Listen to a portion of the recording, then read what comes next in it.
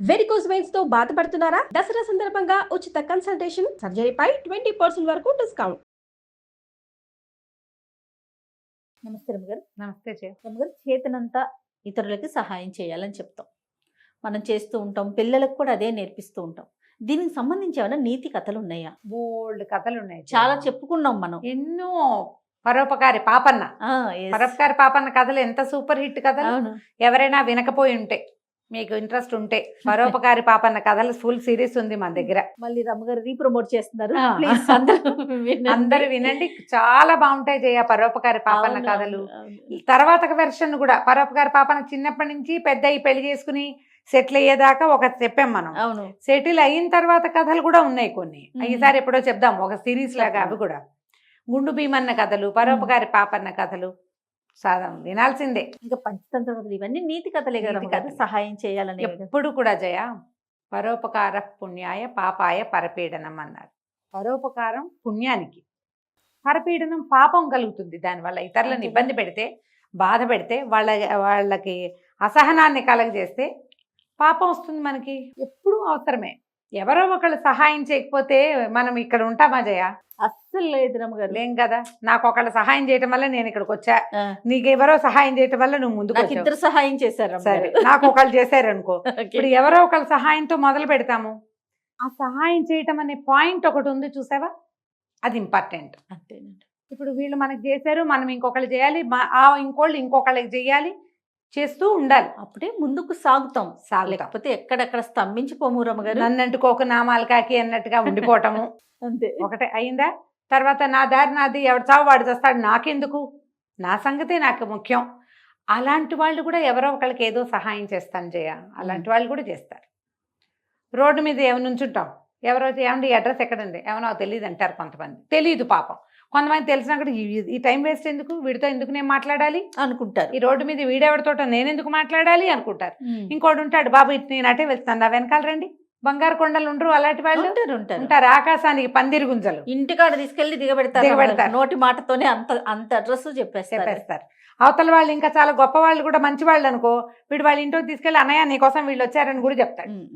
ఇలాంటి వాళ్ళు ఉంటేనే ప్రపంచం నడుస్తుందమ్మా. మనకి మంచితనం మీద, మానవత్వం మీద నమ్మకం కలుగుతుంది.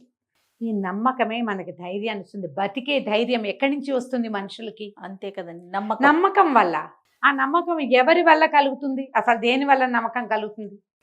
ఎవరో ఒకళ్ళు ఉండాలి కదా, అవునా కాదా?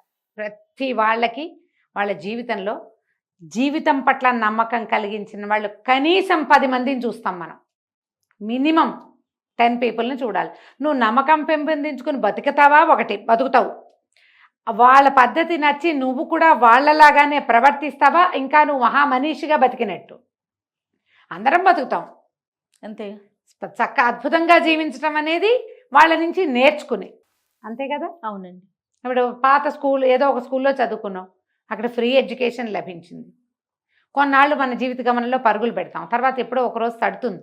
వాళ్ళు ఎవడో మహానుభావుడు ఒక ఆయన కాలేజీ పెట్టాడు, స్కూల్ పెట్టాడు, లేదా ఒక పాఠం చెప్పారు మనకి, వాళ్ళ వల్ల ఇంత పైకి వచ్చాం, మనం కూడా ఏదైనా చెయ్యాలి అనిపించి ఎవరికైనా సహాయం చేస్తాం.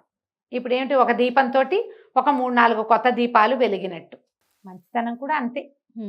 చెయ్యాలి, ఇతరులను చూసి నేర్చుకోవాలి. ఒక్కొక్కసారి ఏమవుతుంది, నేర్చుకోం మనం, అలాగే ఉంటుంటాం. కానీ వాళ్ళు వెళ్ళేటప్పుడు తమ సుగంధాన్ని విడిచిపెట్టి వెళ్తారు కొంతమంది మనుషులు. ఆటోమేటిక్గా మనం వాళ్ళలాగా చేయటం మొదలు పెడతాం. మనం చూడు, ఇప్పుడు నేను రెగ్యులర్గా నీతో మాట్లాడతానా, నా భాషలో కొన్ని పదాలు నీకు అలవాటైపోలేదా జయ? ఖచ్చితంగా అలవాటు అవుతాయి రమ్మగారు. ఆఖరికి మా ఇంట్లో పనిచేసే వాళ్ళు కూడా కొన్ని ప్రత్యేకమైన పదాలు, నేను వాడిన పదాలే వాడతారు వాళ్ళు. వాళ్ళకి పిల్లలు లేరు, అలా అన్న చేయను, సంతానం లేదు పాపం అంటారు. మా సత్యవతి కూడా సంతానం అనే అంటుంది, వాళ్ళకి సంతానం లేదమ్మా. ఆటోమేటిక్ గా అప్పుడు ఇటు నుంచి అటు నేర్చుకుంటాం, అటు నుంచి ఇటు వచ్చేస్తాయి. వచ్చేస్తాయి. ఏదో ఒక పద్ధతి వచ్చేస్తుంది. 6 నెలలు అంటారు కదా రమ్మగారు. అంతే. మనం ఒకళ్ళతో, ఒక మంచి వాడితోటి కొంతకాలం కలిసి ఉంటే ఆ మంచి లక్షణాలు వస్తాయి. అంతే. ఎవరైనా ఎవరికైనా సహాయం చేస్తుంటే డిస్కరేజ్ చేయబోకండి. ఎందుకంటే అవన్నీ అనవసరంగా, మీరు ఇలాంటివి చేయబోకండి, ఇలాంటివి చెప్పొద్దు. అలా చెప్పకూడదు. నువ్వు చేయకపోతే మానేసావు, చేసేవాడిని ఎందుకు చెడగొడతావు? అది తప్పు కదా. మనకి మహాభారతంలో, భాగవతంలో సహాయం చేసిన గాథలు ఎన్ని కనిపిస్తాయో, ఇక మన నీతి కథల్లో అయితే ఇతరులకు సహాయం చేయటం అనే దానికి ప్రత్యేకమైన ఇవే ఉన్నాయి. ఈ మధ్యకాలంలో మల్లాది వెంకటకృష్ణమూర్తి గారిది ఒక చిన్న స్టోరీ చదివాను నేను. మా గ్రూప్లోనే వచ్చింది. స్టాలిన్ ఏదో ఆయన పేరు. అయితే ఆయన ఒక బ్యాంక్ ఉద్యోగి. వేరొక ఆయన ఈ కథ రాస్తున్నారనమాట. నేనున్న బ్యాంకుకి ఇతను వచ్చాడు అని. లెనిన్, స్టాలిన్ అలాంటిదే ఒక పేరు. స్టాలిన్ అనుకుందాం, స్టాలిన్ పేరు మనకు బాగుంటుంది.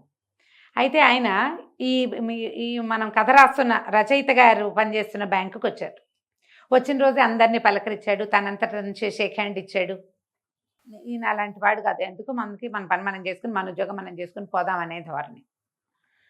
మధ్యాహ్నం వీళ్ళకి 11 గంటలకి టీ, మళ్ళీ 3 గంటలకి టీ వస్తుంది.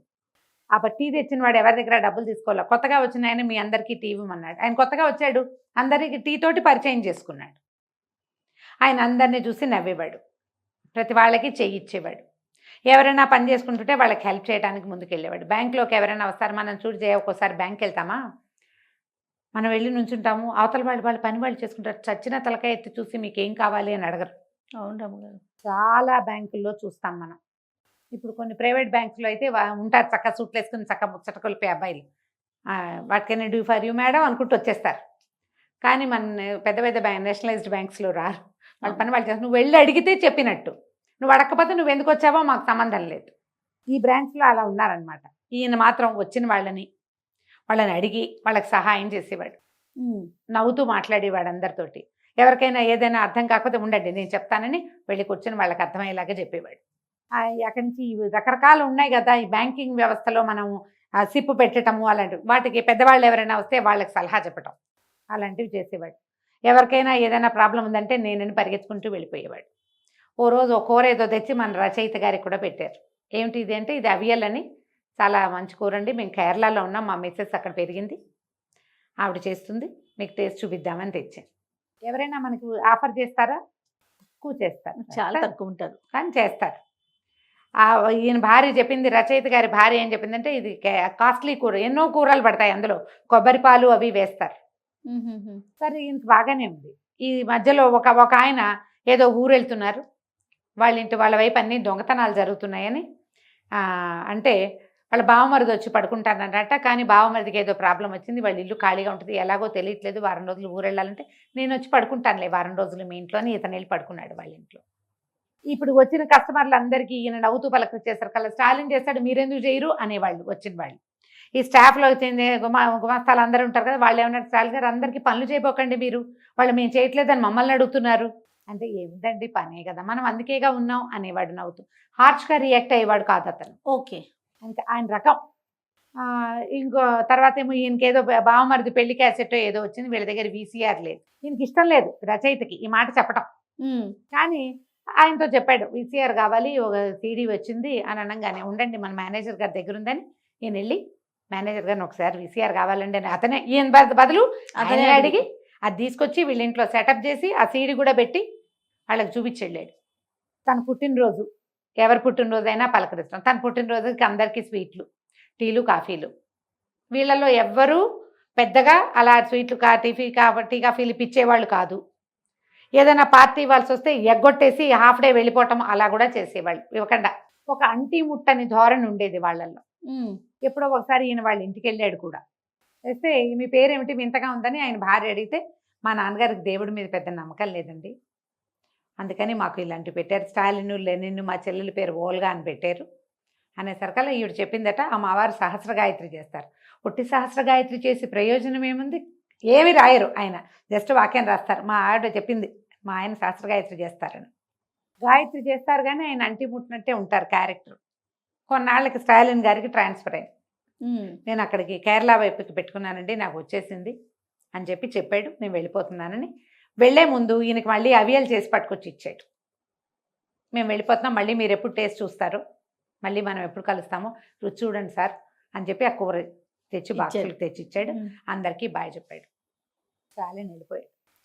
2-3 రోజుల తర్వాత ఈ రచయిత ఈయన అబ్జర్వ్ చేశాడు ఏంటంటే, స్టాఫ్లో కొంతమంది ఈ వచ్చిన పెద్దవాళ్ళకి సహాయం చేస్తున్నారు. స్టాలిన్ వెళ్ళిపోయాడు కానీ తన గుణాన్ని మాత్రం ఇక్కడ వదిలిపెట్టి వెళ్ళాడు. ఒక తమిళ మామీకి ఈయన హెల్ప్ చేసేవాడు. స్టాలిన్ ఏడని ఆవిడ అడిగింది వచ్చి, స్టాలిన్ ట్రాన్స్ఫర్ అయిందని రండి మేము చేస్తామని ఇంకొకళ్ళు వాళ్ళకి హెల్ప్ చేశారు. అది కదా. ఆయన వెళ్ళిపోయి తన గుణాన్ని ఇక్కడ వదిలిపెట్టి వెళ్ళాడు. అది పూర్తిగా వదిలిపోలేదు. స్టాలిన్ మాలో ఉండిపోయాడు. ఉండిపోవాలమ్మా, ఉండటం కష్టం. చాలా ఉండాలంటే మీరుగా ఉండాలి, మీరు మనిషిగా ఉండాలి. మొదట మనం మనుషులుగా ఉండాలి. ఎవడో ఒక్కడు చెయ్యందించందే ఈ భవసాగరాన్ని దాటలేం మనం. నువ్వు 100 సార్లు చెయ్యందుకుంటావు, 10 సార్లైనా చెయ్యి అందించు.